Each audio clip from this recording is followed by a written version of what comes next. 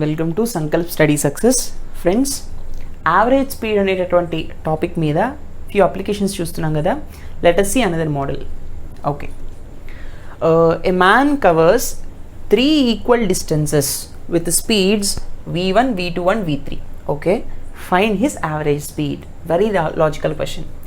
So ఇక్కడ 3 అనే కాదు, 5 ఇవ్వచ్చు, 6 ఇవ్వచ్చు, 8 ఇవ్వచ్చు, ఏది ఇష్టం వాడు ఎన్ని ఇస్తే అన్ని నెంబర్ ఆఫ్ స్పీడ్స్ ఇస్తాడు ఇక్కడ, రైట్? ఓకే, ఇక్కడ 3 అడిగాడు కాబట్టి చూద్దాం. ఏమన్నాడు? 3 ఈక్వల్ డిస్టెన్సెస్ అంటున్నాడు. That is the logic. అంటే ఫర్ ఎగ్జాంపుల్ ఒక ఇక్కడి నుంచి ఏ నుంచి బి అనే పొజిషన్కి వెళ్తున్నాడు. సచ్ దట్ ఎలా వెళ్ళాడంట?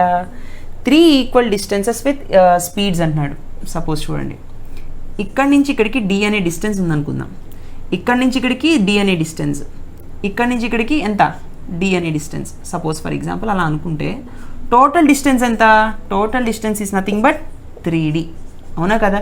అంటే 3D అనే డిస్టెన్స్ని డి డిస్టెన్స్ సపోజ్ 30 కిలోమీటర్స్ని first 10 kilometres, second 10 kilometres, third 10 kilometres అలా అనుకుందాం. అలా వెళుతున్నాడు. అయితే ఈ ఫస్ట్ డిస్టెన్స్ని వాడు v1 స్పీడ్తో వెళుతున్నాడు, ఈ సెకండ్ డిస్టెన్స్ని v2 స్పీడ్తో వెళుతున్నాడు, థర్డ్ డిస్టెన్స్ని v3 స్పీడ్తో వెళుతున్నాడు అని ఇచ్చాడు మనకి డేటా. ఓకేనా? Find the average speed. So ఇక్కడ t1 అనే టైంలో వెళుతున్నట్టు కదా, v1 స్పీడ్లో ఈ డిస్టెన్స్ని వెళుతున్నప్పుడు, t1 టైంలో వెళుతున్నప్పుడు ఇది కూడా v1 స్పీడ్లో ఇక్కడ ఎంతటి స్పీడ్తో వెళ్తే ఇక్కడ కూడా అంతే స్పీడ్తో ఈ డిస్టెన్స్ని కవర్ చేశాను అనుకోండి. సేమ్ డిస్టెన్స్ సేమ్ వెలాసిటీ కాబట్టి ఇది కూడా t1 అయిపోతుంది. కానీ ఇక్కడ ఒక వెలాసిటీ, ఇక్కడ ఒక స్పీడ్, ఇక్కడ ఒక స్పీడ్ కాబట్టి ఇక్కడ టైం t2, ఇక్కడ ఇంకొక స్పీడ్ కాబట్టి ఇక్కడ టైం t3 పట్టింది. అంటే 3 ఈక్వల్ డిస్టెన్సెస్లో 3 different times because of 3 different speeds. అవునా కదా? సరే, బాగానే ఉంది. ఇప్పుడు నాకు కావాల్సింది ఏంటంటే యావరేజ్ స్పీడ్. నాకేం తెలుసు? Average speed is nothing but, average speed formula ఏంటి? టోటల్ డిస్టెన్స్ బై, ఎప్పుడైనా గుర్తుపెట్టుకోండి, స్పీడ్ అన్నప్పుడు డిస్టెన్సే వస్తుంది, వెలాసిటీ అన్నప్పుడు డిస్ప్లేస్మెంట్ వస్తుంది. Total distance by total time. ఓకేనా? ఓకే. సో ఇక్కడ T1 కనుక్కోవాలి కదా. What is T1? T1 in the sense distance by speed formula, time formula. So distance is d, speed is v1. What is t2? In the same way, d by v2. And what is t3? d3 equals to d by v3. Yes? Now substitute here. So total distance is nothing but 3d. Avuna kada? 3d divided by what is total time? t1 plus t2 plus t3. Avuna? So t3, right?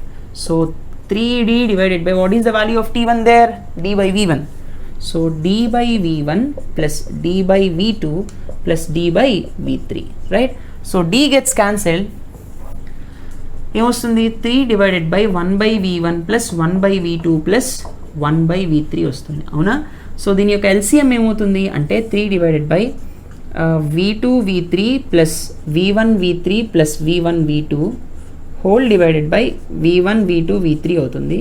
And here 3 into v1 v2 v3 whole divided by v1 v2 plus v2 v3 plus v3 v1. ఈ విధంగా మనం రాయొచ్చు. This is the final answer. So ఈ v1 v2 v3 ప్లేస్లో values వాడు ఇవ్వచ్చు, మనం substitute చేద్దాం కూడా, రైట్? సో ఇక్కడ మీరు అబ్జర్వ్ చేయాల్సిన ఒక ఇంపార్టెంట్ నోట్ ఏంటి అంటే, please see that. Okay, look at this very very important note. See friends, ఇందాక మనం చెప్పుకున్న ప్రాబ్లం యొక్క నోట్, ఇందాక మనం 3 పెట్టాం కదా, ఆ 3 ప్లేస్లో వేరే ఏ నెంబర్ ఉన్నా సరే 3 ఈక్వల్ పార్ట్స్ అన్నారు. వేరే 5 ఈక్వల్ పార్ట్స్ కానీ 10 ఈక్వల్ పార్ట్స్ కానీ any number of equal parts ఉన్నప్పుడు ప్రాబ్లం ఎలా చేయాలంటే, remember this formula. Okay, a body is travelling between 2 positions A and B, A నుంచి బికి ట్రావెల్ అవుతుంది. అయితే the total distance divided into n equal parts. ఇందాక మనం 3 ఈక్వల్ పార్ట్స్ చేసాం, ఇప్పుడు n ఈక్వల్ పార్ట్స్ చేసినప్పుడు these parts are travelled with speeds v1 v2 v3 so on up to vn. ఎన్ని ఈక్వల్ పార్ట్స్ చేస్తాడో అన్ని స్పీడ్స్ ఇస్తాడు, చెప్పాను కదా. So respectively the average speed of total motion is such that, అప్పుడు formula గుర్తుపెట్టుకోండి, n whole divided by average speed equals to 1 by v1 plus 1 by v2 plus 1 by v3 plus so on up to 1 by vn. ఎన్ని ఇస్తే అన్ అనమాట.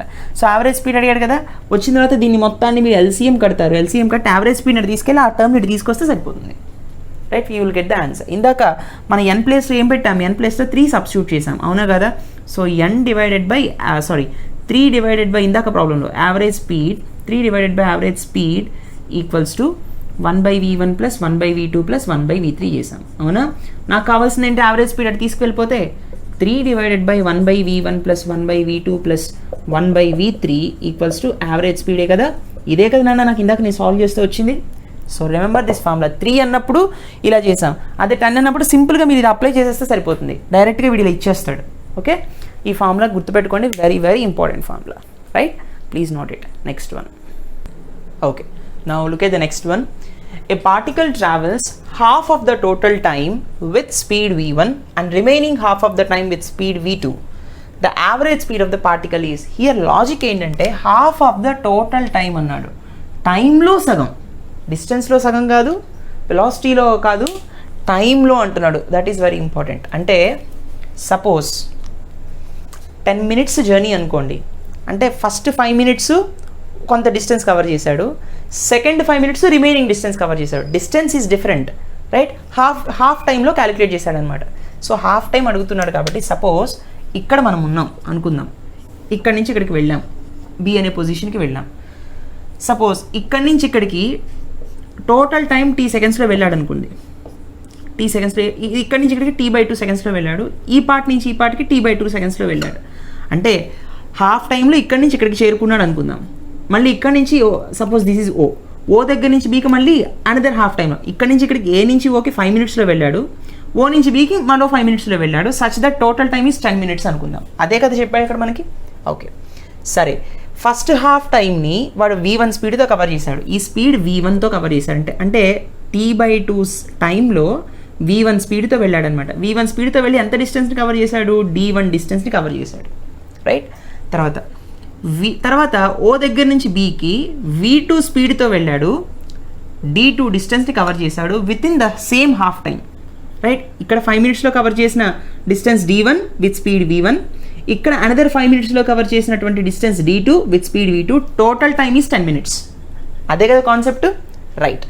So మనల్ని అడుగుతున్నాడు ఇప్పుడు ఈ particle యొక్క యావరేజ్ స్పీడ్. సో పార్టికల్ అన్నాడు, మ్యాన్ అనలేదు. Anyway, anything is the same concept. So particle అంటే అన్నాడు కాబట్టి average speed of the particle ఏంటి? యావరేజ్ స్పీడ్ ఫార్ములా ఏంటి మళ్ళీ? What is the formula for average speed? Total distance divided by total time, అవునా కదా?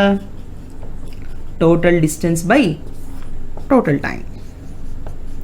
So what is the total distance? This is d1 and this is d2. The total distance is d1 plus d2, అవునా కదా? So d1 plus d2 whole divided by what is the total time? ఇక్కడ నుంచి ఇక్కడికి t/2 already total time is t, తెలిసిపోతుంది కదా, this is t. సరే, what is the formula of the distance? Distance is nothing but speed into time, అవునా కదా?